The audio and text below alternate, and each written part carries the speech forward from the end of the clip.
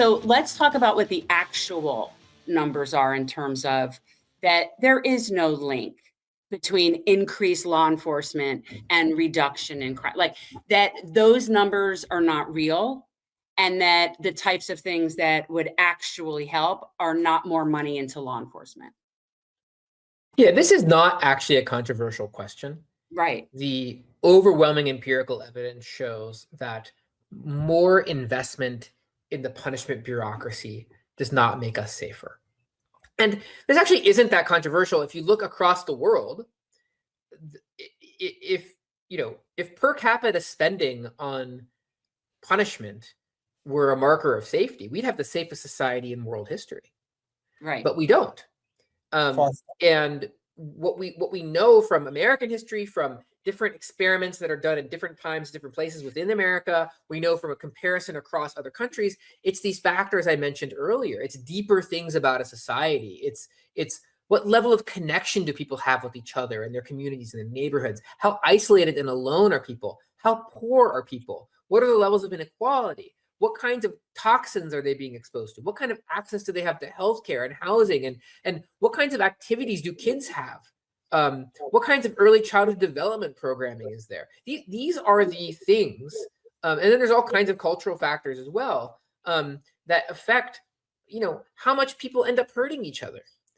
And the idea that punishment is the way to a safer society has been discredited. And it's so shocking, therefore, to every single night in the news to see crime. And again, when I say crime, I mean the very narrow range of crimes that the news is focusing on, associated with little tiny tweaks. So it's like, there'll be some new progressive policy some DA will announce where the DA will say something like, I'm not going to jail people because they can't pay cash bail anymore. Right. And then all the news will have the police chief on being like, that's going to increase crime. That is like flat earther stuff.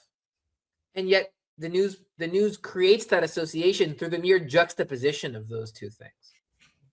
Right. I mean, we know that there's that the association isn't there. I mean, I talk about it a lot. I mean, my main issue that I have with, the whole system is that it's in no way restorative, right? Like there's no reparation, there's no restoration. It is literally just about punishment.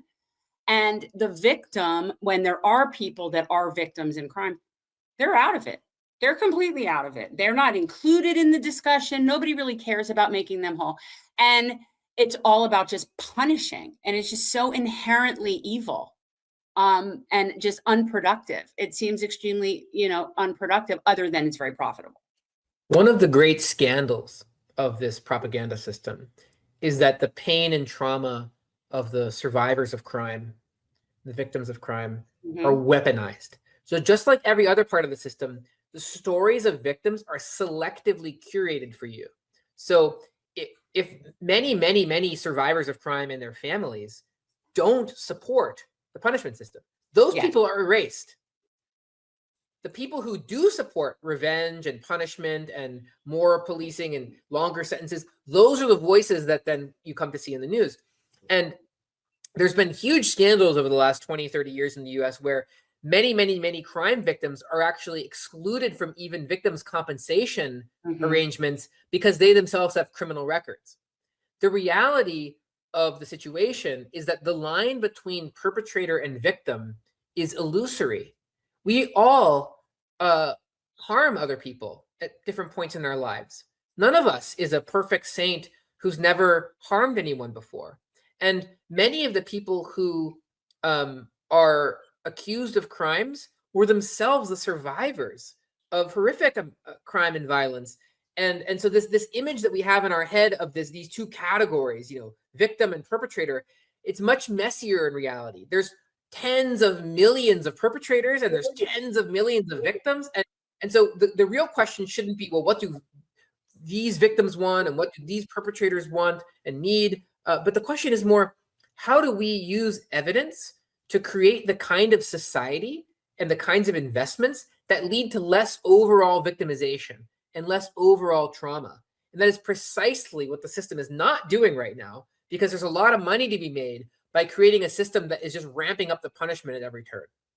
And it does not repair victims. I will say, and I don't know, I mean, I don't know if this is still the case. I would think it is, but many years ago when I was in law school, I actually did a whole like thing about the death penalty. And I remember at the time reading many statements from victims' families after executions. And they would say it was always the same thing. They thought there would be closure and there wasn't. In some capacity, that was the message, that didn't do what they thought it would do. But those are never the voices that you would see out there. And yet they are very common. People that thought somehow this would make them feel better when we execute this person. And they even get to go watch. And it does not help them. Go ahead, Peter. What I was just going to say is that I'm actually very conservative when it comes to crime and punishment. I am. I don't hide that. I am not against the death penalty. I'm actually pretty strict, my feelings when it comes to border policy.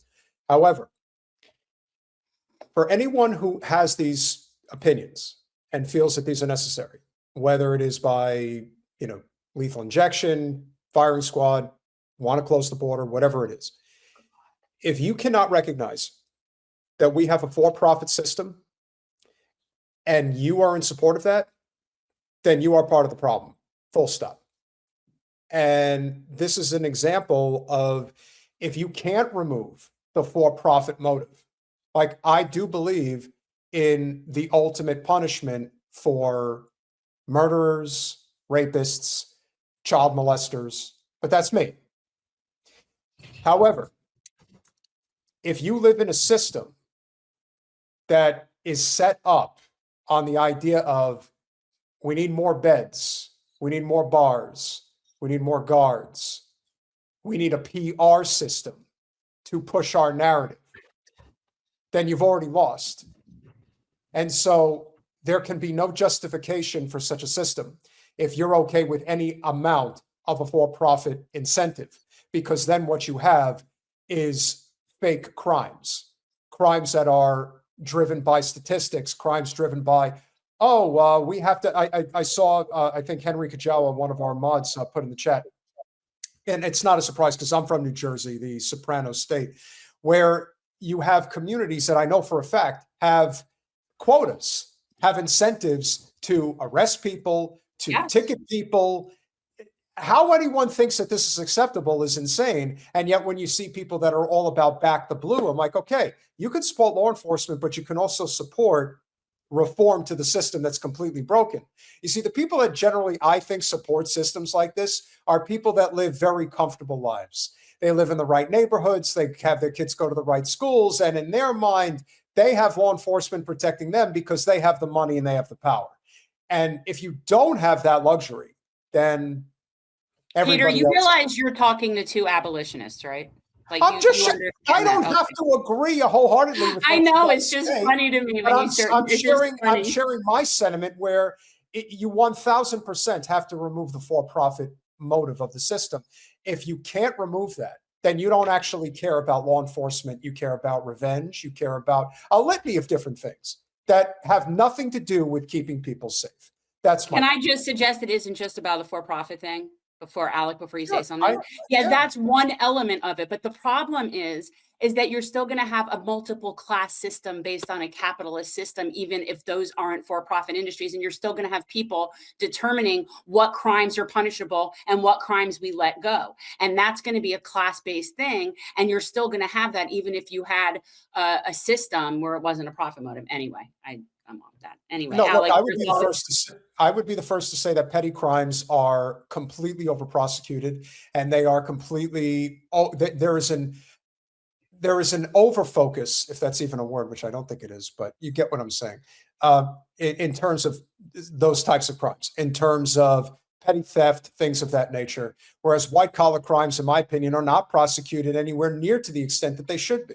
As far as I'm concerned, they're the worst criminals that exist because they cause the most harm.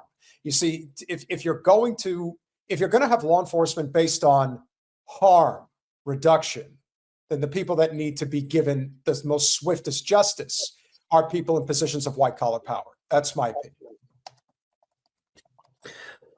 Well, there's a lot here. I'll just say, at no point in U.S. history was the death penalty ever administered in a way that was in any way connected with justice.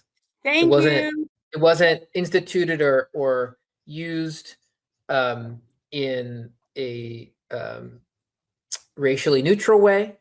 It wasn't administered and used in a way that was calculated or even supposed to reduce crime or anything like that. It's never been about that in US history. And we don't have the kind of legal system that could offer the kinds of proceedings on which anyone could be confident in the results in any, let alone the death penalty. Also, I'll just, for me, I'll say there. I don't want to get into a huge thing on death penalty because, it's a long conversation. Look, let me just say one thing. The one argument that I would have that I would agree with you on 100%, from a logistical standpoint to eliminate the death penalty is that it is so insanely expensive to have death row compared to just life in prison. It's at least double, if not, I think in some cases triple the amount of cost to house somebody on death row versus somebody who's in prison for life. Well, that's a good reason. We should save money that way. Hey, listen, you know what? As far as I'm concerned, you got to find, if your goal, you see, the difference between Jen and I, Jen is more of an idealist than I am. No, I am not an idealist. I'm a realist. I know the numbers. I know the facts. I basically wrote a dissertation on this. Please inform. If the death penalty worked, I still wouldn't necessarily be in favor of it, but at least you might have an argument, but it doesn't. It never. The argument that I think is what works on the general population the best, especially upon the people that you are trying to convince that being full stop back the blue. People that think that law enforcement is infallible, that they can't do anything wrong, that we have to protect them at all costs. It's very much a culture thing, especially in parts of the South and parts of the heartland, parts of the Great Plains. Again, I get all of that, but what is something that you can present to them that would show them that, yeah, this is probably not the best way to go about it? The fact of the matter is, a lot of times those are the people that are always looking at the bottom line. And the bottom line says the amount of money that it costs to have a death penalty system in the United States is absurdly expensive. Yes, it costs more to kill people. Yes, it does. And that's a nice argument to use for the libertarian sect. I appreciate that. I'm not even talking about that. I'm talking about, listen, the libertarians don't believe in the death penalty. So that's a bad like that. Of course they do. Alec, sorry, we're getting all off. I know, but I'm just saying, I think it's important to understand how you reach people that are not on your side that could potentially be on your side. That's all I'm saying. I'll just say a couple of things. And, from my perspective, what I'm most interested in is giving people the tools to understand how the stories that they're told about these systems are very, very different from the actual reasons and causes that things are happening in these institutions and in our society. So, for example, people are told we have the war on drugs because we don't want kids using drugs or drugs are bad for you. That is not why the government embarked on the war on drugs, okay? We know that was a lie, right? And I talk in the book with a lot of sources, and I think it's an incredible story to understand.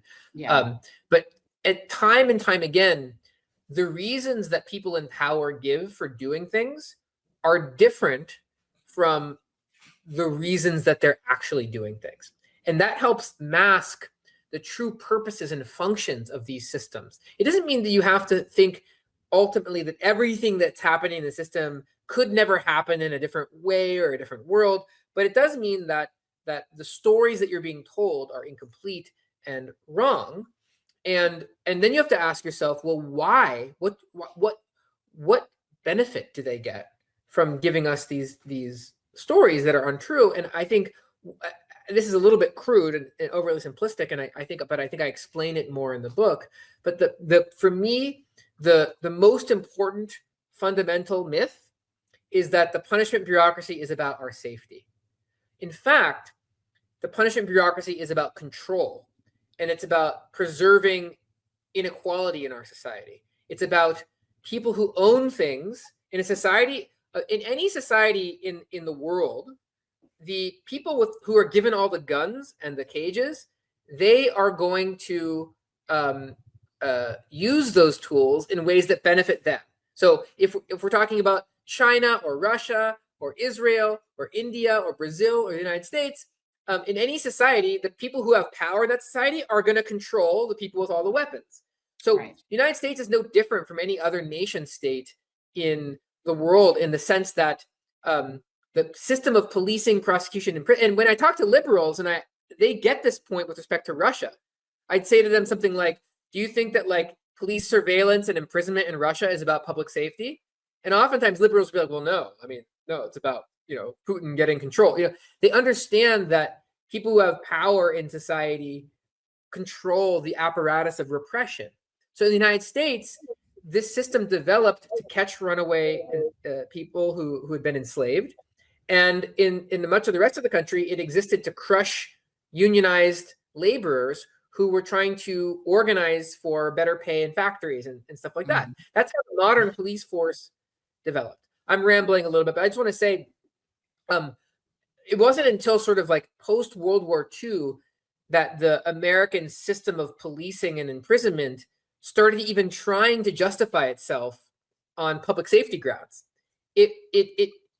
Before that, it didn't need that story, but it only needs that story because there's so many well-meaning, liberal, progressive type people now who don't want to believe that this system is about controlling the most vulnerable people in our society. And that's the kinds of myths that I'm trying to explode in the book.